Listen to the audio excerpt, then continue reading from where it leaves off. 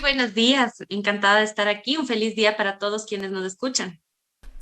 Señora ministra, hay varios ejes en los cuales el Ministerio de Educación ha venido trabajando y ha venido desarrollando precisamente su actividad en lo que se refiere a la región Sierra Amazónica. ¿Cómo avanza precisamente estos ejes? Muy bien, bueno, hemos estado recién, como ustedes saben, acabamos de cumplir un mes en la gestión, así que hemos tenido la posibilidad en estos primeros 30 días ya sentar un poco el paso de cómo vamos a avanzar en estos cinco ejes que mencionas. El primer eje sobre la reactivación de las instituciones educativas y los planes de reinserción escolar y nivelación educativa que vamos a requerir por esta pandemia sobre todo, pero que buscan principalmente que nos volvamos a encontrar en las instituciones educativas para poder nuevamente retomar un proceso educativo en el que el docente, los estudiantes puedan tener un contacto. Luego el segundo eje que es todos, en donde tratamos sobre la inclusión y la interculturalidad.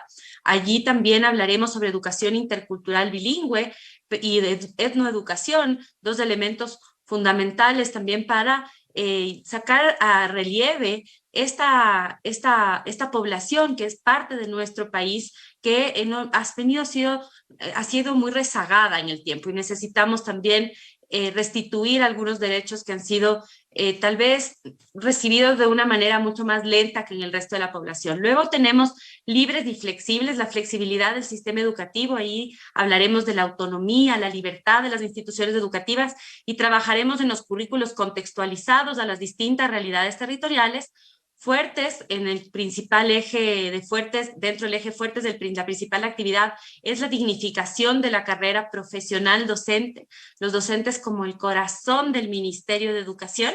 Y por último, el eje de excelencia en donde trabajaremos sobre educación en salud, la convivencia armónica, todo lo que tiene que ver con educación para el desarrollo sostenible y la dotación de insumos tecnológicos. En todos estos ya hemos iniciado con algunas acciones, acciones específicas en las que hemos podido avanzar. Tal vez la más visible es en el primer eje, encontrémonos, en donde hemos ya iniciado este proceso de retorno paulatino, controlado, voluntario a la semipresencialidad en instituciones educativas a nivel nacional.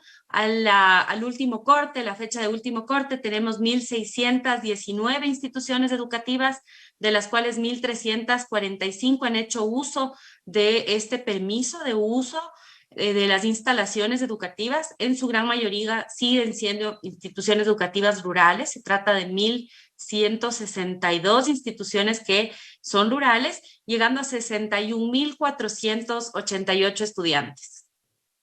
Señora ministra, si bien es cierto esta descripción obviamente de los ejes tiene referencia a un objetivo que diríamos que es un objetivo macro. Sin embargo, dentro de lo que se refiere a la infraestructura de las escuelas, que es un tema bastante fundamental en referencia a que no tienen las instituciones la infraestructura idónea, la infraestructura esperada, tomando en cuenta dos situaciones. La primera, que antes de la pandemia tenían esta infraestructura, obviamente. Ahora, con la pandemia se entiende que deben cumplir otro tipo de requisitos adicionales en referencia a que se pueda volver y que se pueda retornar al tema de la parte presencial. ¿Cómo se están tomando en consideración estas características que sin duda son importantes? Sí, es Ricardo, muy importante el tema de la infraestructura para poder alcanzar el primer eje, el eje de encontrémonos. No podemos plantear una presencialidad en infraestructura educativa que no tiene las condiciones mínimas. Sin embargo, el desafío es muy grande, ¿no? Como ustedes saben, hemos hecho un diagnóstico situacional de la infraestructura educativa a nivel nacional y hemos podido identificar el grado de deterioro que tienen estas instituciones educativas o bien si están en buen estado. En el sistema educativo nacional contamos con aproximadamente 14.000 instituciones educativas fiscales de sostenimiento fiscal, de las cuales 2.136 están en buen estado, 7.748, la mayoría, están en un estado regular, en 1953 están en mal estado, requieren de una intervención importante. Necesitamos ahí trabajar con la comunidad en este ejercicio de una Minga para poder adecentar estos espacios también y, o por supuesto, inversión tanto pública como privada. Aquí estamos trabajando muy de cerca con los gobiernos autónomos descentralizados, las municipalidades a nivel nacional, conversando con cada uno de los alcaldes para poder identificar oportunidades de trabajo conjunto e inversión en esta infraestructura y deterioradas que van a requerir una inversión mayor y que probablemente tome un poco más de tiempo estas intervenciones. Son 81 instituciones educativas. En estas hemos priorizado primero por la pandemia, por supuesto, los temas que tienen que ver con agua, saneamiento, lo que tiene que ver con la limpieza, los materiales de aseo, que son fundamentales para poder cumplir con las medidas de bioseguridad necesarias, de lavado adecuado de las manos, es un elemento fundamental dentro de cada uno de los protocolos que establecen las instituciones educativas. Para ello, hemos iniciado con la revisión del presupuesto del Ministerio de Educación para poder redirigir algunos recursos hacia infraestructura física, mantenimiento, materiales de aseo y servicios de aseo. Para resumir, el presupuesto en las 4 áreas que te acabo de mencionar, para el 2021 invertiremos $107.815.000 en compras de materiales de aseo, mantenimiento e intervenciones de infraestructura, siendo la intervención de la infraestructura el rubro más alto, en donde tendremos pues o asignaremos inicialmente un recurso de 98 millones y día a día estamos trabajando tanto con el Ministerio de Finanzas como con la cooperación para poder incrementar este monto y poder intervenir a la mayor cantidad de instituciones educativas a nivel nacional. Esta intervención que se refiere obviamente al tema de infraestructura, cuyo objetivo a propósito desde la parte educativa es reabrir, es reaperturar aquellas escuelas que fueron cerradas, principalmente en la parte rural. ¿Se aspira a poder ir aperturando desde cuándo? ¿A partir de qué momento? Tomando en cuenta que han estado abandonadas naturalmente esta infraestructura y está en consideración para este año al menos el reaperturar a algunas de aquellos cientos, obviamente, de instituciones que deben aperturarse. Sí, es, el presupuesto que te acabo de mencionar estará destinado para el mantenimiento de infraestructura que ya estaba funcionando previo a la pandemia, es decir, no las instituciones educativas que cerraron sus puertas del todo, sino aquellas instituciones educativas que no han tenido educación presencial durante la pandemia, pero que estaban funcionando. Adicional a ese presupuesto y adicional a esa iniciativa, tenemos la iniciativa de reaperturas de instituciones educativas rurales, comunitarias, que fueron cerradas en años anteriores, en las que la gran mayoría estaban cerca, o no siempre tan cerca, pero digamos estaban próximas a una unidad educativa del milenio y se había reorganizado pues el sistema, ustedes conocen. De estas instituciones educativas, en nuestro eje 2, en el eje todos, se ha contemplado a lo largo de los próximos 4 años la reapertura de 900 instituciones en total. Este año, año 2021, vamos a iniciar con la apertura de al menos 100 instituciones educativas. Hemos identificado 144 unidades educativas rurales comunitarias que fueron cerradas, en las cuales la comunidad sí desea tener el servicio educativo nuevamente, porque no siempre necesariamente la comunidad requiere nuevamente de esta unidad educativa y siempre tenemos que trabajar de manera consensuada con la comunidad. En estas 144 hemos hecho el ejercicio de trabajar desde el Ministerio de Educación con la comunidad para conocer su opinión y de ellas iniciaremos con la reapertura de 100. Primeras 50 serán reaperturadas con presupuesto del Estado y las otras 50 con apoyo del sector privado.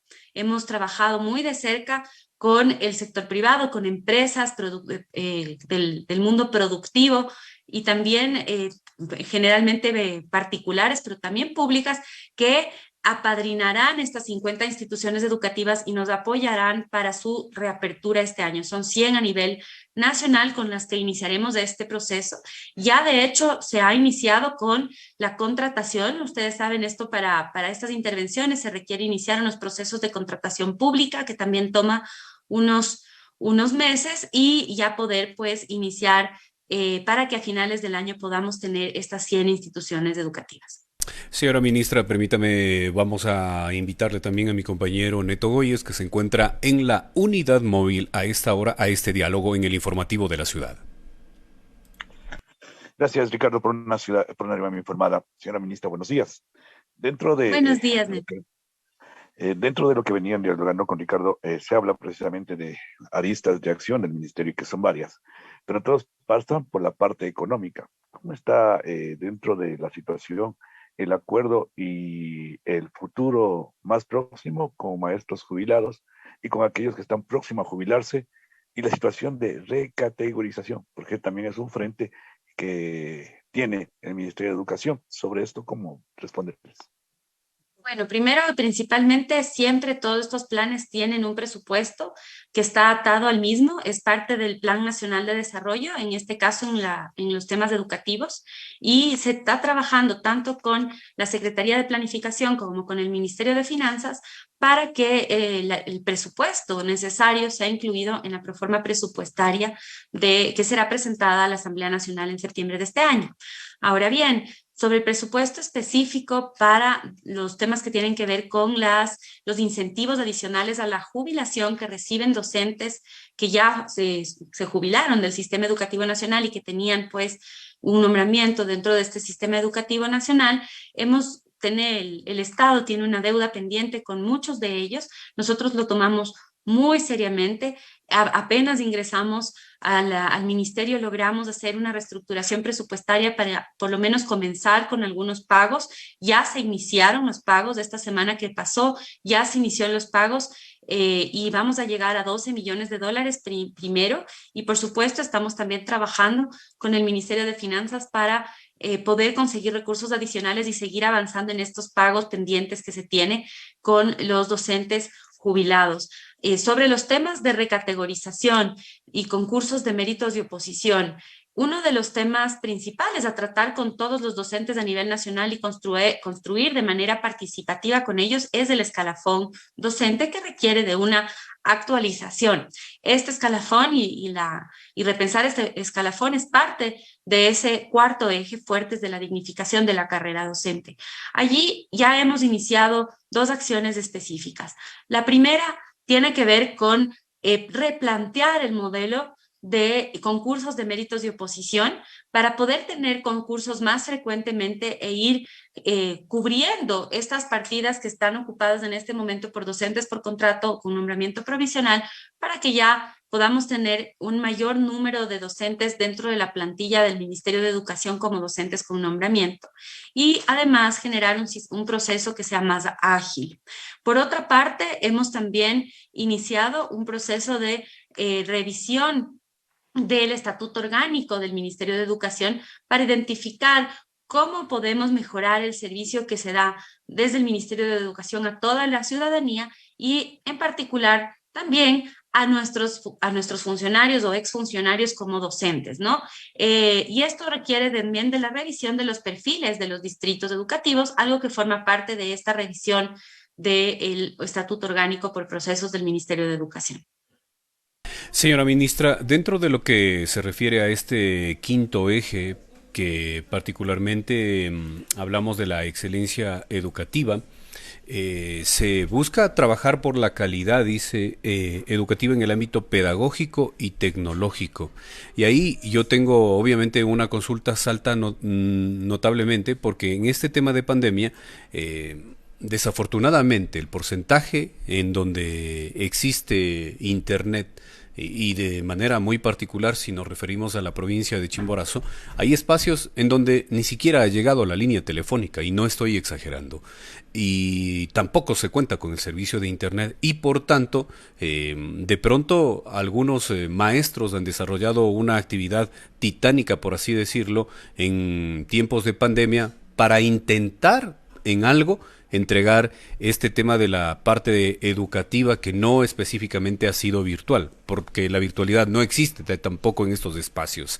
Ahora, si bien es cierto, el plan de vacunación va avanzando, y esto de alguna manera va a ayudar para que se pueda tener este contacto entre el profesor y los estudiantes, pero este tiempo ha pasado Y me refiero obviamente a estos 2 años lectivos en donde a propósito se indica por parte de quienes pertenecen a la Unión Nacional de Educadores que este conocimiento no se ha entregado a los estudiantes. Estos dos ingredientes, el tema de la parte tecnológica, el tema obviamente de los contenidos que durante estos 2 años no han sido al 100%, ¿cómo se van a evaluar? Porque naturalmente los estudiantes se han trasladado a 2 años superiores, pero no tienen aquel conocimiento que se entiende deberían tener por todos los argumentos que acabo de manifestar. Señora ministra. Sí, Ricardo, bueno, tú mencionas tres elementos importantes del tema de la conectividad y la tecnología dentro del sistema educativo, que forma parte de este quinto eje.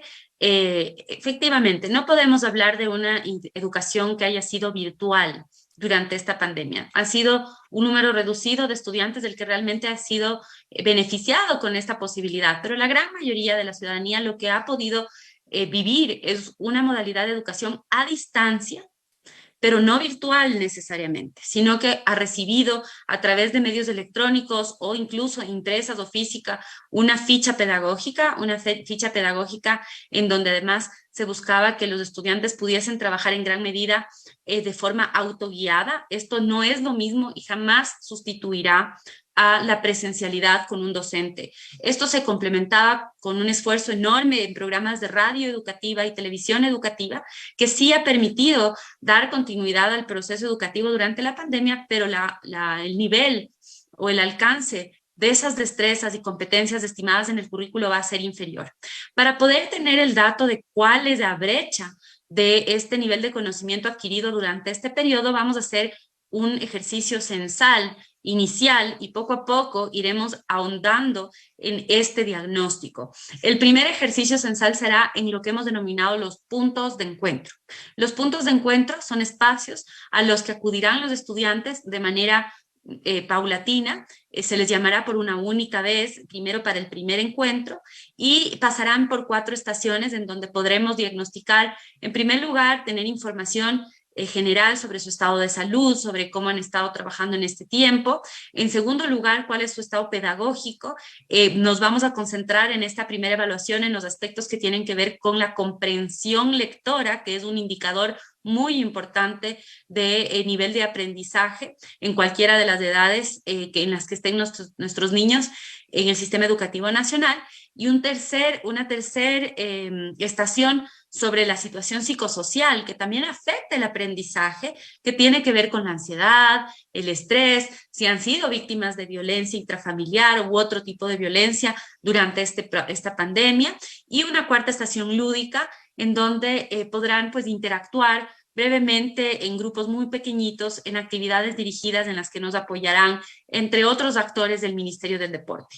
Allí podremos tener un primer ejercicio diagnóstico para poder tener mejor información e información sobre todo censal del estado de situación de nuestros estudiantes a nivel nacional. Y desde allí inicia un proceso de nivelación y reinserción de estudiantes que han dejado de aprender o han dejado de tener del todo contacto con el sistema educativo y que tenemos que volver a llamarles. Y por un tiempo el sistema educativo deberá adaptarse para que estos ejercicios de nivelación y reinserción sean constantes y poder cerrar esta brecha entre aquellos que han podido avanzar de mejor manera y aquellos que no, y para que puedan adquirir sobre todo las competencias que se espera para la edad. Es una pandemia que ha afectado tal vez la afectación más silenciosa está en la educación. La ONU, el secretario general de la ONU lo ha llamado inclusive una posible crisis generacional, es decir, nos vamos a enfrentar a unos años en donde vamos a tener que abordar este tema de la nivelación de una manera muy responsable y con mucha dedicación, porque las afectaciones de esta distancia entre los docentes, los estudiantes, pues va a ser muy grande. En segundo lugar, hablabas también de la vacunación y creo que es importante mencionar que los docentes a nivel nacional han tenido la posibilidad de estar en una lista prioritaria de vacunaciones y ya más del 90% de los docentes están vacunados en su gran mayoría con la vacuna AstraZeneca, más de 50,000 tienen ya la segunda dosis, pero los que tienen la primera dosis ya tienen un alto grado de inmunización con esta vacuna. Esta vacuna es bastante efectiva ya desde su primer dosis. Y por último, hablabas de la conectividad. Esto está dentro del quinto eje también y habla sobre la dotación de equipamiento tecnológico de conectividad, que es algo que estamos trabajando de la mano con el Ministerio de Telecomunicaciones y Sociedad de la Información. La ministra Viana Maino ha planteado como su meta para fines de este año el poder llevar conectividad a todas las parroquias a nivel nacional, que en todas las parroquias haya al menos un punto de conectividad, y estamos coordinando para que las instituciones educativas también sean puntos de conectividad. Tendremos que ir avanzando de manera paulatina. Venimos en un contexto en el que la conectividad a nivel nacional está en alrededor del 40% de la población que tiene conectividad, entonces la brecha es una brecha importante. Estamos trabajando también con la cooperación, organizaciones como ACNUR, como UNESCO, ya han trabajado y están apoyando en puntos de conectividad, y también algunas alcaldías como es la alcaldía de Guayaquil, para darte un ejemplo. Y la dotación de equipamiento tecnológico, que también estamos avanzando con el ministerio y también con actores privados y gobiernos autónomos descentralizados, para que estudiantes, sobre todo de nivel de bachillerato, tengan acceso a dispositivos y que puedan también complementar la educación con esta conectividad, que vendrá acompañada de la publicación de una nueva agenda educativa digital que será publicada dentro de estos primeros 100 días de gobierno. Ministra, y me quería hacer referencia precisamente a un proyecto que se va ejecutando en el Gobierno Autónomo Descentralizado Municipal de Riobamba, que se refiere a comunidades digitales y también a zonas Wi-Fi. Seguramente usted lo conoce, e incluso me enviaba un mensaje el director de tecnologías que usted está cordialmente invitada, según obviamente su agenda, pueda ser parte de esta entrega que tiene que ver con un esfuerzo interinstitucional entre el GAD municipal de Riobamba y el Ministerio de Educación, que va definiendo incluso por prioridades. Desafortunadamente no hay tanto dinero, porque sería lo ideal que exista una cantidad de dinero bastante amplio como para entregar a todas las necesidades o a todos los estudiantes que lo requieren en este momento. Sin embargo, hay espacios en donde se ha colocado precisamente estas zonas Wi-Fi, y también se van entregando estos dispositivos que sin duda les va a permitir tener esta conexión de manera virtual, que no lo han tenido muchos estudiantes. Nos referimos obviamente al cantón Riobamba. En este sentido, va de la mano obviamente con esta propuesta que en este momento tiene el Ministerio de Educación. Así es, esta es una estrategia que no puede ser llevada a cabo únicamente por el ministerio. Estamos trabajando, como les decía, en el tema de infraestructura, en el tema de alimentación escolar y en el tema de conectividad y dotación de equipamiento tecnológico con los gobiernos autónomos descentralizados. Muchos, como es el caso de Riobamba, han arrimado el hombro, realmente han trabajado de manera denodada junto al equipo técnico del Ministerio de Educación para poder avanzar en esta entrega y en esta conectividad. Y esto es algo que yo felicito, que yo saludo e invito a otros gobiernos autónomos descentralizados a sumarse a este esfuerzo, a esta minga por la educación, porque, como les decía, la educación se ha visto tremendamente afectada por la pandemia. Ya existían brechas de aprendizaje antes de la pandemia, existía exclusión educativa, teníamos estudiantes que estaban fuera del sistema educativo en edad escolar, y todos estos, existía violencia intrafamiliar, existía trabajo infantil, y todos estos indicadores han empeorado durante la pandemia. Por lo tanto, este retroceso en el avance de estos indicadores debe ser enfrentado no solamente por el ministerio y desde el ministerio, sino con la comunidad en su conjunto. Y allí, pues también, no solamente son los GATS, sino que, Ricardo, tú debes haber visto la gran cantidad de ciudadanos que han apoyado en mingas para desentar las instituciones educativas, van a la institución educativa más cercana de su comunidad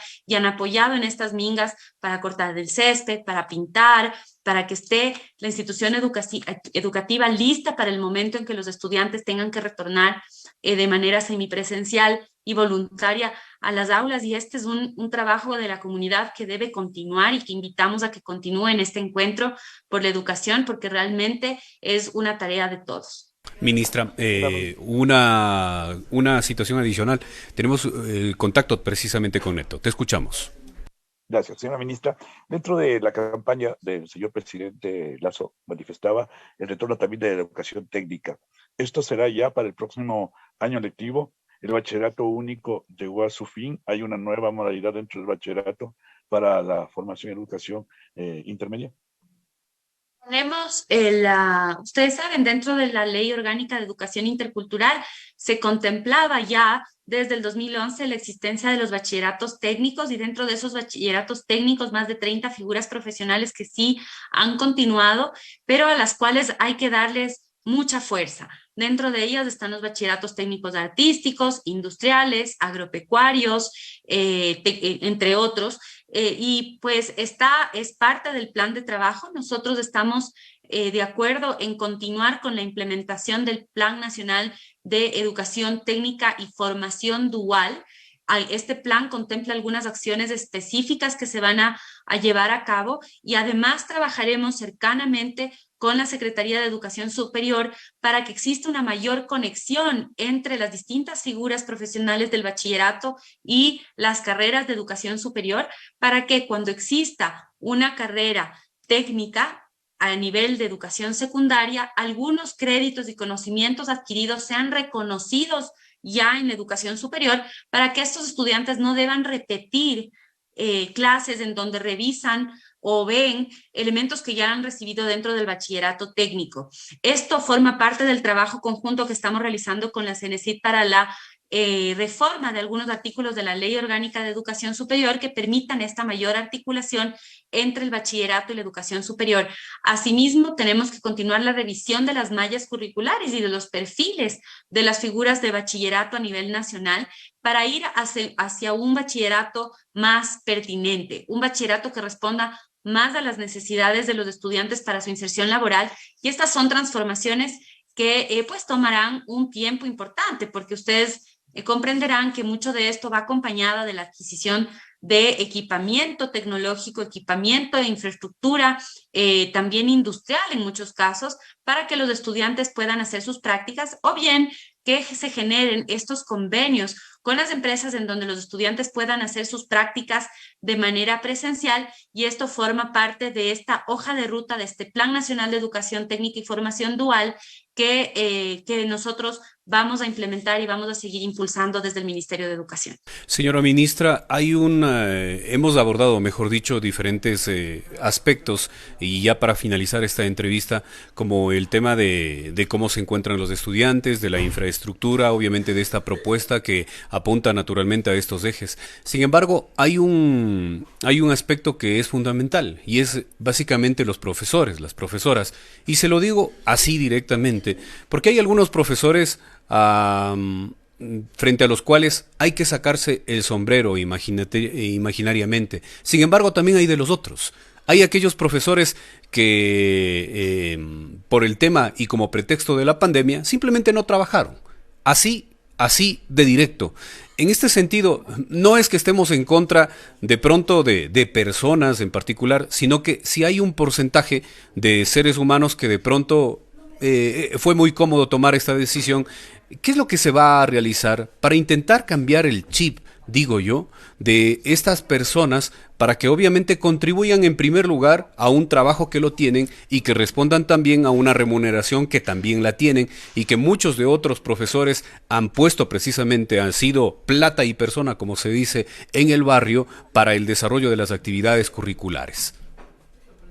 Esto es sumamente importante, es el eje cuarto de Fuertes, porque la gran mayoría de los docentes, y yo debo decir que son la gran mayoría, son personas que tienen una vocación enorme por la educación, que dejan todo en la cancha, como se diría también coloquialmente, y que van mucho más allá de lo que uno espera, ¿verdad? Y uno ve estas historias maravillosas de éxito de docentes que durante la pandemia incluso han recorrido grandes distancias para llegar de manera presencial a entregar las fichas a sus estudiantes, para poder explicarles algo que ellos no están comprendiendo, y esto da cuenta de la enorme entrega y dedicación de la gran mayoría de los docentes a nivel nacional, más de 200,000 docentes solamente en el sistema fiscal, más de casi 150,000. Es decir, ahí está la gran mayoría.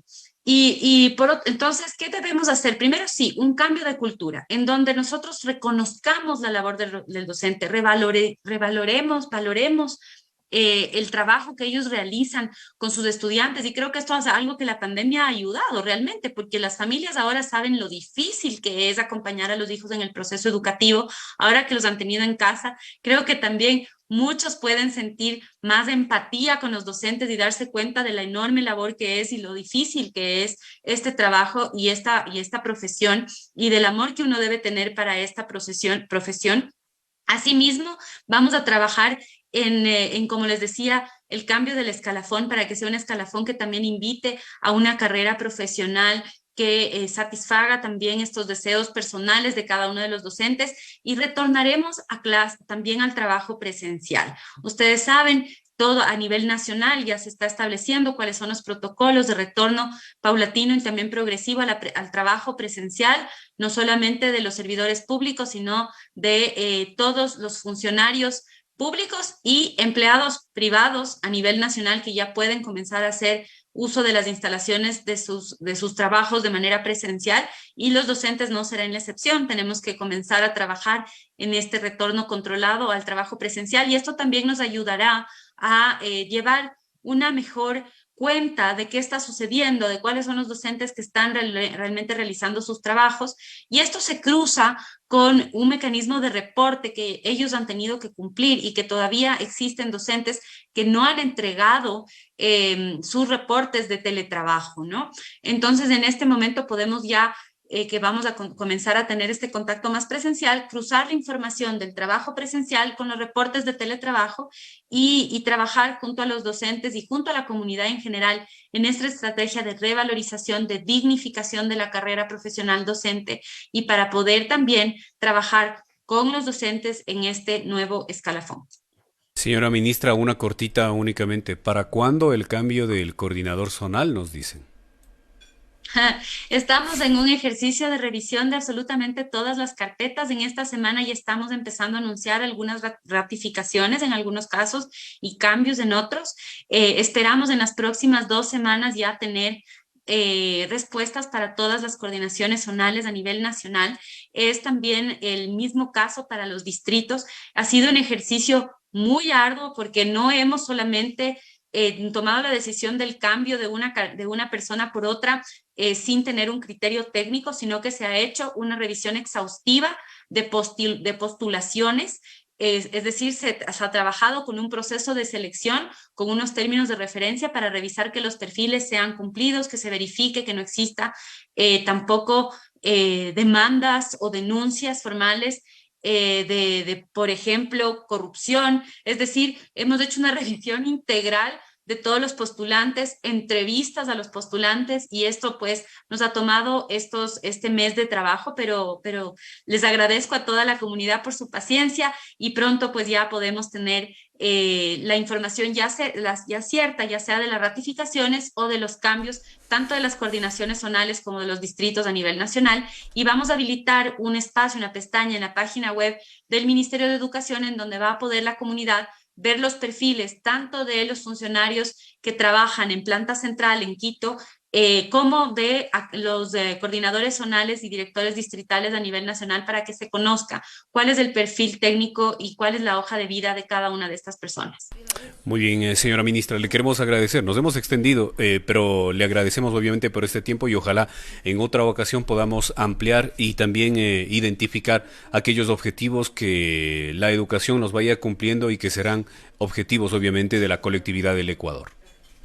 Muchas gracias, Ricardo, siempre dispuesta a volver, y pues muchas gracias a ustedes por el espacio y a la ciudadanía que nos escucha. Un feliz martes. Muchísimas gracias, igualmente a usted, la señora ministra de Educación.